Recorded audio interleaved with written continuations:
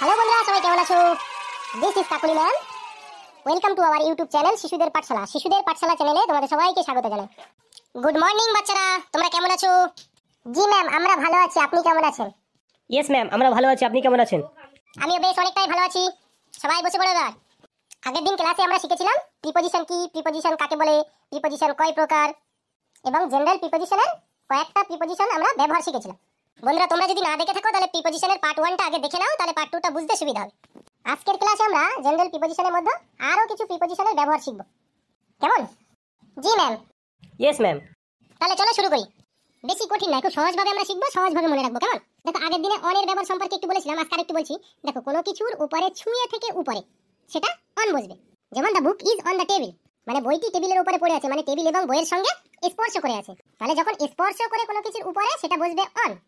কিন্তু যখন স্পর্শ না করে একটু উপরে বোঝাবে, তখন ব্যবহার করা হবে ওভার। যেমন পাখিটি তার মাথার উপর দিয়ে উড়ে গেল, মানে স্পর্শ না করে উপর দিয়ে উড়ে গেল। তাহলে the bird flew over his head, মানে পাখিটি তার মাথার উপর দিয়ে উড়ে গেল।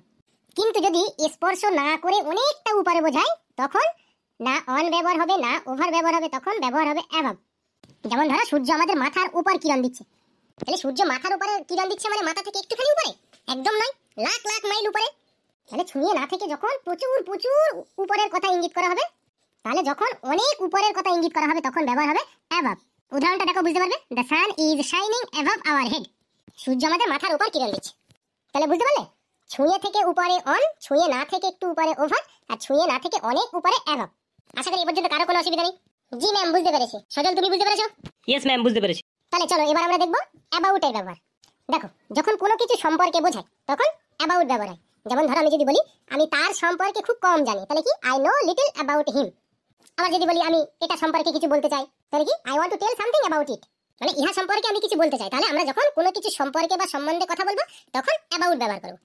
নাম্বার 2 দেখো, আমরা যখন এরকম বলি না, এই প্রায় হয়ে গেল, এই প্রায় এসে গেছি, হ্যাঁ, এই প্রায় শব্দটি যখন ব্যবহার করব, তখন অ্যাবাউট ব্যবহার করব। উদাহরণটা দেখো, যদি আমি বলি the patient is about to die, মানে রোগীটি প্রায় মরতে চলেছে। বুঝতে পারলে? তাহলে যখন এই প্রায় এই কথাটি ব্যবহার করব, তখন এই প্রায় এর জন্য কি অ্যাবাউট ব্যবহার হবে। আবার দেখো, নাম্বার 3, নিকটে মানে ক্লোজ টু, খুব কাছাকাছি বোঝাতে অ্যাবাউট ব্যবহার হয়। যেমন ধরো, আমি যদি বলি ইট ইজ অ্যাবাউট 4 PM, মানে 4টে বাজতে চললো। তাহলে যখন কোনো কিছু নিকটে বোঝাবে, তখন কি ব্যবহার করব? অ্যাবাউট ব্যবহার করব। আবার যদি বলি the street about the park is clean, তাহলে কি পার্কের নিকটবর্তী রাস্তাটি খুব পরিষ্কার। তাহলে এখানে অ্যাবাউট নিকট বা কাছে বোঝাচ্ছে। কেমন? তাহলে আশা করি অ্যাবাউট এর ব্যবহার সম্পর্কে আর অসুবিধা নেই। সবাই বুঝতে পেরেছো? জি ম্যাম, বুঝতে পেরেছি। ইয়েস ম্যাম, বুঝতে পেরেছি। চলো এবার দেখবো এগেইনস্ট প্রিপজিশন সম্পর্কে। দেখো, এই এগেইনস্ট প্রিপজিশন ব্যবহার হয় বিপক্ষে এবং বিরুদ্ধে বোঝানোর জন্য। কেমন? উদাহরণটা লক্ষ্য করো। আমি যদি বলি আমরা মেমোরিয়াল হাই স্কুলের বিপক্ষে খেলবো বা বিরুদ্ধে খেলবো, তাহলে we shall play against memorial high school. আবার যদি বলি জনগণের মত সরকারি প্রস্তাবের বিরুদ্ধে ছিল, তাহলে কি public opinion was against the government proposal. তাহলে এখানে এগেইনস্ট কি বোঝাচ্ছে? বিরুদ্ধে বা বিপক্ষে। তাহলে বিরুদ্ধ এবং বিপক্ষ বোঝাতে আমরা এগেইনস্ট প্রিপজিশনে ব্যবহার করব। ঠিক আছে? আশা করি সজল, পাইবা, তোমরা এগেইনস্ট প্রিপজিশন বুঝতে পেরেছো? জি ম্যাম, বুঝতে পেরেছি। ইয়েস ম্যাম, বুঝতে পেরেছি। চলো এবার দেখবো বিহাইন্ড। দেখো, বিহাইন্ড প্রিপজিশন সাধারণত পিছনে বা আড়ালে বোঝাতে ব্যবহার করা হয়। উদাহরণটা ভালো করে খেয়াল করে বুঝতে পারবে। আমি যদি বলি my house is just behind the school, আমার বাড়িটি ঠিক স্কুলের পিছনে। আবার যদি বলি someone is standing behind the door, মানে কেউ একজন দরজার পিছনে দাঁড়িয়ে আছে।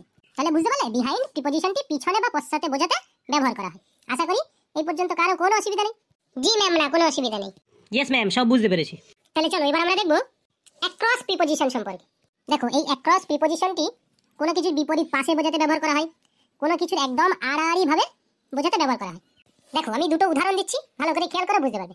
যদি আমি বলি my house is across the field, মানে আমার বাড়িটি মাঠের অপর পাশে, তাহলে এখানে অ্যাক্রস কি বোঝাচ্ছে? পুরো বিপরীত পাশে বোঝাচ্ছে।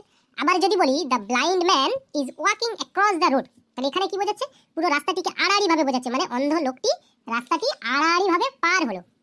তাহলে অ্যাক্রস এর ব্যবহার বুঝতে পারলে? জি ম্যাম, বুঝতে পেরেছি। ইয়েস ম্যাম, বুঝতে পেরেছি। তাহলে চলো এবার আমরা দেখবো অ্যালং প্রিপজিশনের ব্যবহার। দেখো, আমরা বলি না যে রাস্তার ধার বরাবর হেঁটে চলেছি, সমুদ্রের তীর বরাবর ঘুরে বেরিয়েছি। এইরকম কোনো বাক্য যখন এরকম বরাবর এই কথাটি বোঝাবে, এই বরাবরের জন্য অ্যালং প্রিপজিশনটি ব্যবহার হবে। যদি উদাহরণ হিসেবে বলি আমি we walk along the sea side, আমরা সমুদ্রের ধার বরাবর হাঁটলাম। তাহলে এই যে সমুদ্রের ধার বরাবর হাঁটলাম, এই সমুদ্রের ধার বরাবর বোঝাতে কি ব্যবহার হয়েছে? অ্যালং প্রিপজিশন ব্যবহার হয়েছে। তাহলে অ্যালং এর ব্যবহার বুঝতে পারলে? জি ম্যাম, বুঝতে পেরেছি। ইয়েস ম্যাম, বুঝতে পেরেছি। চলো এবার আমরা দেখব বিসাইড এবং বিসাইডস প্রিপজিশনের ব্যবহার।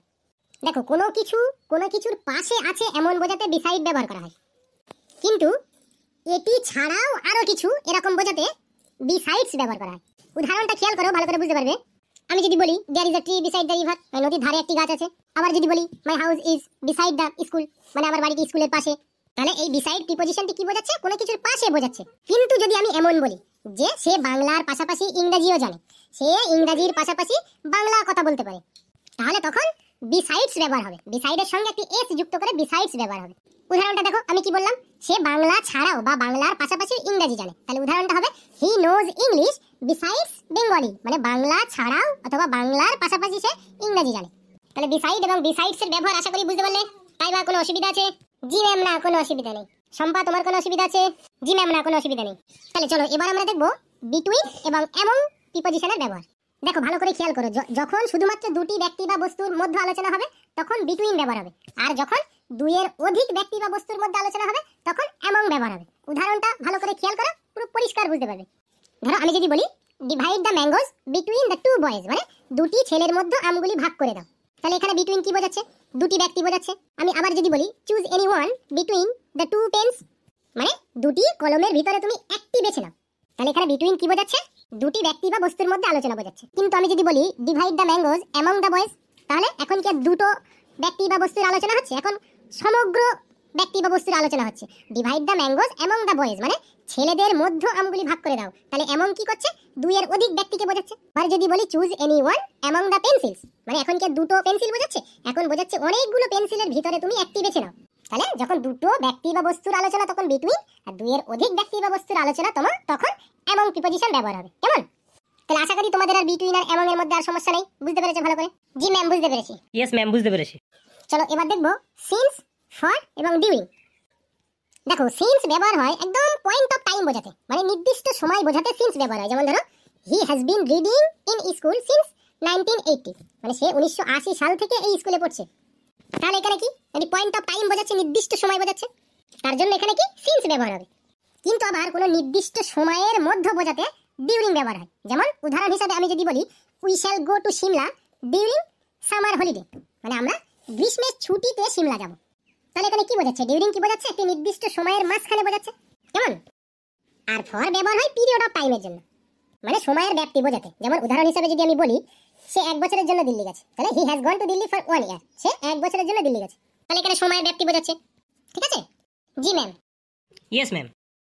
চলো এবার দেখবো বিলো এবং আন্ডার, এই দুটি প্রিপজিশন। দেখো বিলো মানে নিচে বোঝায়, আন্ডার মানে নিচে বোঝায়, কিন্তু আমরা এখন দেখব বিলো এবং আন্ডারের ডিফারেন্স কি। দেখো স্পর্শ না করে তলায় বোঝাতে বিলো ব্যবহার হয়, আর স্পর্শ করে তলায় বোঝাতে আন্ডার ব্যবহার হয় অথবা বিনিত ব্যবহার হয়। ভালো করে উদাহরণটা বোঝো। দেখো আমরা তো গাছের তলায় বসি, কিন্তু আমাদের গাছ কি আমাদের বডির সঙ্গে স্পর্শ করে থাকে না? তাহলে we are sitting below the tree, মানে আমরা গাছের তলায় বসে আছি। স্পর্শ না করে তলায় বোঝাতে বিলো ব্যবহার করা হয়। কেমন? কিন্তু আবার যদি বলি দ্য কি ইজ আন্ডার দ্য ম্যাট্রিস অথবা দ্য কি ইজ বিনিথ দ্য ম্যাট্রিস, তাহলে এখন কি বোঝাচ্ছে?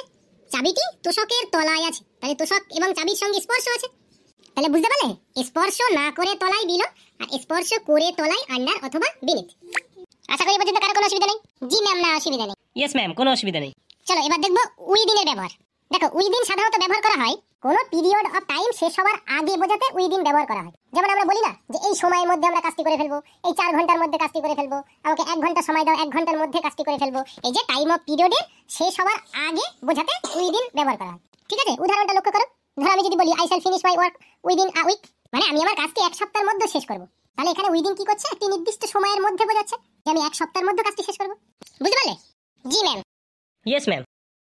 ঠিক আছে, তাহলে আশা করি এ পর্যন্ত কারো কোনো অসুবিধা নেই? জি ম্যাম, কোনো অসুবিধা। ইয়েস ম্যাম, কোনো অসুবিধা নেই। তাহলে আজকে ক্লাসে যতটা প্রিপজিশন আমরা শিখলাম তোমরা বাড়িতে ভালো করে সেগুলো পড়ে নেবে। কেমন? জি ম্যাম। Yes ma'am. আজকে এই পর্যন্ত, নেক্সট ক্লাসে আমরা আরো প্রিপজিশন সম্পর্কে জানবো। কেমন? জি ম্যাম। Yes ma'am. তাহলে যাও, আজকে ছুটি। হুররে, কি মজা, কি ছুটি। মজা, ছুটি। তাহলে বন্ধুরা তোমরা যারা ক্লাসটা দেখছিলে, যদি ভালো লাগে ভিডিওটা একটা লাইক করে দেবে এবং নিজে যতটা শিখলে ততটা অন্য কাউকে শেখার জন্য ভিডিওটা শেয়ার করে দেবে। এবং এরকম ভিডিও আরো পেতে আমাদের ইউটিউব চ্যানেল শিশুদের পাঠশালা, এই শিশুদের পাঠশালা ইউটিউব চ্যানেলটিকে সাবস্ক্রাইব করে আমাদের পাশে থাকো এবং বেল আইকনে ক্লিক করে দাও, যাতে করে আমাদের সমস্ত ভিডিও নোটিফিকেশন তুমি সবার আগে পেয়ে যাও। ঠিক আছে? আবার দেখা হবে পরবর্তী ক্লাসে। চললাম, বাই বাই।